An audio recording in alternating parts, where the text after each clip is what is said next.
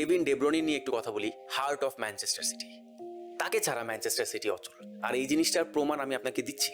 সে অগাস্টের পর এবার প্রথম এই ডিসেম্বর মাসে পরশুদিন স্টার্ট করছে আর ম্যান অফ দ্য ম্যাচের অ্যাওয়ার্ডটা নিয়ে গেছে। কেভিন ডে ব্রুইনে স্টার্ট করছে ম্যাচে আর ম্যানচেস্টার সিটি ম্যাচ হারছে, এরকম রেকর্ড গত সিজনে ছিল না, এই সিজনে এখন পর্যন্ত নাই। লাস্ট 31টা ম্যাচে কেভিন ডে ব্রুইনে স্টার্ট করছে আর ম্যানচেস্টার সিটি সেই ম্যাচ জিতছে, এরকম রেকর্ডই আসতেছে এখন পর্যন্ত। আর এই 31টা ম্যাচের মধ্যে 25টা ম্যাচে কেভিন ডে ব্রুইনের গোল কন্ট্রিবিউশন ছিল। তাহলে বুঝতে পারতেছেন যে এই মালের কতটা ভ্যালু, কতটা ইম্পর্টেন্স। কেভিন ডে ব্রুইনে যেহেতু নাই, যখন ছিল না, তার রোল কেউ ম্যানেজ করতে পারবে না। সে যদি ভালো না খেলে, সে যদি অ্যাবসেন্স থাকে, তাহলে ম্যানচেস্টার সিটি হারবে, ম্যানচেস্টার সিটি ড্র করবে। কেভিন ডে ব্রুইনে ভালো না খেললে হাল্যান্ডও গোল পাবে না, হাল্যান্ডও ব্যালন ডিওর নমিনেশনসে কোনো কন্টেন্ডার থাকবে না। তো এক কথা যদি আমি বলি, পুরো ম্যানচেস্টার সিটির যে ম্যাপটা আছে, এটা শুরু হয় কেভিন ডে ব্রুইনেকে দিয়ে আর শেষও হয় কেভিন ডে ব্রুইনেকে দিয়ে।